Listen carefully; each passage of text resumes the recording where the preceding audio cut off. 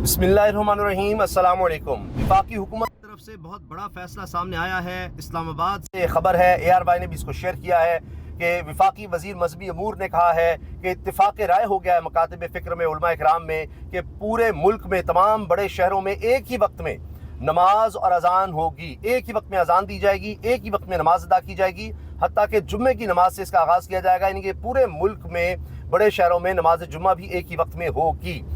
इसके साथ साथ ये भी कहा जा रहा है कि पहले रावलपिंडी इस्लामाबाद से इसका आगाज़ किया जा रहा है और इसके बाद पूरे मुल्क में इसको फैलाया जाएगा। साथ साथ इस पर कानून साजी भी की जा रही है। इसी हवाले से हम बात करेंगे। मशहूर मारूफ स्कॉलर आलिम दीन जनाब मौलाना कौकब नूरानी उकाड़वी साहब मेरे साथ मौजूद हैं, उनसे इस बारे में बात करते हैं। अस्सलाम वालेकुम मौलाना साहब। जी वालेकुम अस्सलाम। अल्लामा साहब, ये फरमाइएगा कि हमने तो बचपन से ही देखा कि मुख्तलिफ औक़ात में अजान भी हो रही होती है, नमाज भी होती है, जुम्मे पे भी कोई एक जगह नहीं पढ़ पाता, दूसरी जगह पर चला जाता है। तो इसको तो वज़ीर मजहबी अमूर साहब फरमा रहे हैं कि ये इत्तेहाद उम्मत की अलामत है अगर एक ही वक्त में नमाज और अजान होती है। आपका इस पर क्या कहना है? बिस्मिल्लाहि वल्हम्दुलिल्लाहि वस्सलातु वस्सलामु अला रसूलिल्लाह। बहुत शुक्रिया उसामा साहब। 79 बरस पहले ये मुल्क बना था शरीयत की हुकूमत के लिए, हुकूमत की शरीयत के लिए नहीं बना था।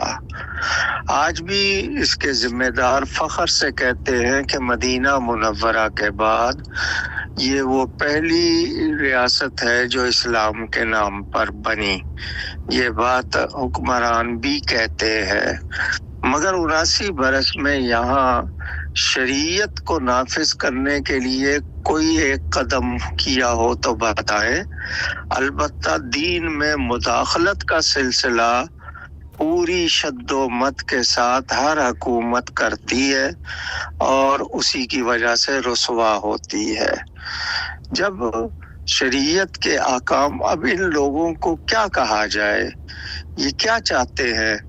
इन्होंने कोई एक काम किया हो तो पता। ये अभी जो डोमेस्टिक वायलेंस आपने बनाया बिल, ये खानदानी निज़ाम को तबाह करने के लिए, ट्रांसजेंडर का बनाया, उससे पहले निकाह के लिए बनाया, और कितनी चीज़ें हैं। कोई एक हो तो कहे ना। हमें तो समझ नहीं आती है कि अल्लाह रसूल के वफादार हैं ये लोग या उन अल्लाह रसूल के दुश्मनों के वफादार हैं।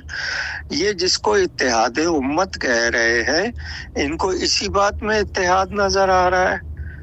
इनके सियासी लोगों के आपस में एक दूसरे के बयान, क्या वो इत्तेहाद के लिए हैं या मुल्क से या दीन से वफादारी के लिए है?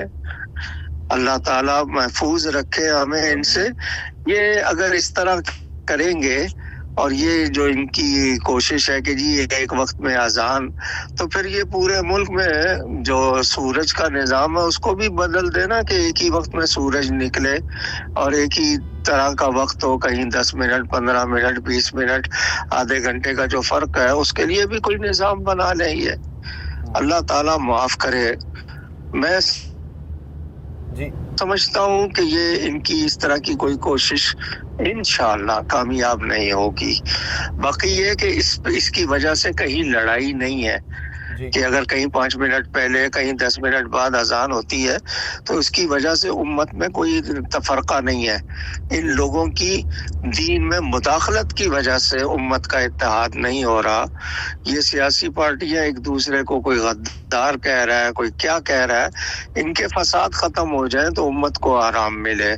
ये सिर्फ टैक्स लेकर अपने इक़्तिदार को लंबा तो करते हैं।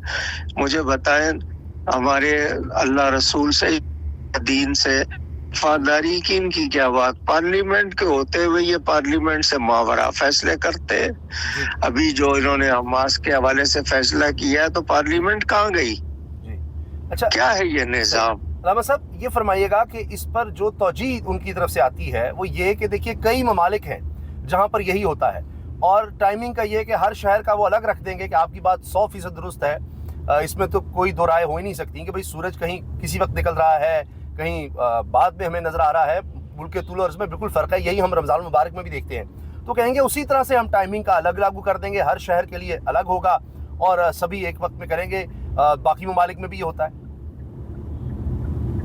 ان کو شرعی معلومات ہیں، ان کو کس نے اختیار دیا ہے یہ کرنے کا؟ جس کام کو شریعت نے اس طرح نہیں کیا، یہ کیوں کرنا چاہ رہے ہیں؟ اصل فساد کی باتیں جو ہیں جس کی وجہ سے اتحاد امت نہیں ہے، ان پر کیوں نظر نہیں ہے؟ کیوں شریعت کے خلاف قوانین بن رہے ہیں؟ آپ کے ہاں اسلامی نظریاتی کونسل موجود ہے، اس کے برسوں جو فیصلے ہیں آج تک بتائیں اس میں کس پر عمل کیا ہے انہوں نے؟ جی مجھے بھی جب آفر ہوئی تھی تو میں نے یہی کہا تھا کہ پہلے مجھے بتایا جائے کہ میری اس محنت کا رزلٹ کیا ہوگا۔ کہنے لگے آپ کا صرف مشورے کی ایک حیثیت ہے۔ میں نے کہا جی رہنے دیں، جب آپ نے اس پہ عمل ہی نہیں کرنا۔ آپ کے ہاں جرائم کی اگر تفصیل دیکھیں گے تو شاید الماریاں بھری ہوں گی، سزا کتنوں کو دی ہے، ایک دو رجسٹر بھی نہیں ہوں گے۔ اچھا میں معافی چاہتا ہوں اسامہ صاحب، میں یہ اس کو حکومت کا زبردستی مسلط کیا ہوا فیصلہ کہوں گا، یہ شریعت نہیں ہے۔ علامہ صاحب، ہمیں حکومت کی شریعت نہیں چاہیے، ہمیں شریعت کی حکومت چاہیے۔ علامہ صاحب آپ جیسے جتنے جید علماء ہیں، جب ہماری ان سے بات ہوتی ہے تو وہ اسی طرح کے خیالات کا اظہار کرتے ہیں جو آپ فرما رہے ہیں، لیکن پھر یہ کون سے علماء ہیں جن کے بارے میں کہتے ہیں تمام مکاتب فکر کے علماء اس میں شریک تھے، سردار یوسف صاحب وفاقی وزیر مذہبی امور ہیں اور اتفاق رائے ہو گیا ہے؟ جب آپ کہہ رہے ہیں کہ آپ جیسے علماء، اور ظاہر ہے کہ آپ کے دیگر تمام رفقا سے آپ کا رابطہ ہوگا، تو وہ بھی اس پر قائل نہیں ہے، تو زبردستی اگر اس کو کیا جائے گا تو اسلامی نظریاتی کونسل بھی کیا اس کو روک سکتی ہے؟ یا ایک قانون بن گیا تو پھر یہ ہوگا کہ ہمارے علماء کو پکڑا جا رہا ہوگا، کسی نے اور وقت پہ اذان دے دی، اس کو پکڑ کر لے جائیں گے۔ اب تو وظیفہ بھی مقرر کر دیا ہے، اور اس میں یہ لازم ہے کہ جب آپ کوئی بھی بات کریں گے تو حکومت کی مرضی کے مطابق ان کے خلاف نہیں بات کر سکتے، تو ذرا بھی قانون توڑا تو 25,000 کا وظیفہ بھی روک لیں گے پھر۔ میں اللہ اور اس کے رسول کا پابند ہوں۔ پہلے وہ جو آپ کی پنجاب کی غیر شرعی حکمران نے کہا تھا کہ مسلمان ہندو سکھ نہیں ہے، پاکستانی ہے، میں پہلے مسلمان ہوں، پاکستانی بعد میں ہوں۔ میری وفاداری پہلے اللہ اور اس کے رسول سے ہے، باقی سب بعد میں ہے۔ یہ میں انسان ہوں تو اللہ نے مجھے اشرف المخلوقات بنایا ہے، تو میری عزت دین کے ساتھ ہے۔ تو جو لوگ ان کو مل جاتے ہیں ان کی تائید کرنے والے، وہ کرے۔ بنام علماء بہت کچھ ہو رہا ہے، بنام علماء کا مطلب علماء کے نام پہ بہت کچھ ہو رہا ہے، لیکن جو بھی شریعت و سنت کا پابند ہوگا وہ حق بات کرے گا۔ یہ ان کی غلط چالیں ہیں، اور میں اس بات کو دھڑلے سے کہتا ہوں کہ یہ حکمران پاکستان سے دین کو نکالنا چاہتے ہیں۔ میں سیدھا کہہ رہا ہوں، دین کو نکالنا چاہتے ہیں۔ ان کی کوشش ہے کہ یہاں کا جو دینی تشخص آئیڈینٹی ہے اس کو یا تو مسخ کر دیا جائے یا ختم کر دیا جائے۔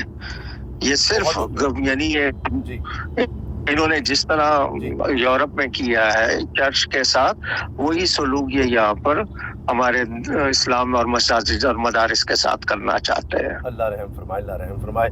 بہت بہت شکریہ آپ کا جناب علامہ کوکب نورانی اکاڑوی صاحب، آپ نے سر ہمیں وقت دیا، بڑی عنایت آپ کی جی، بہت شکریہ، بہت شکریہ۔ تو یہ تھے جناب علامہ کوکب نورانی اکاڑوی صاحب، اور اسی طرح سے آپ کئی اور علماء سے رابطہ کر سکتے ہیں، خود بھی ان سے بھی جان سکتے ہیں کہ ان کا کیا موقف ہے، کیونکہ حکومت کی طرف سے تو یہ آ گیا کہ جی ہم کرنے جا رہے ہیں، لیکن کن لوگوں کو ساتھ بٹھایا گیا ہے، کون کون علماء ان میں تھے، ان کے نام بھی سامنے لائیں تو شاید زیادہ بہتر ہو۔ اللہ حافظ۔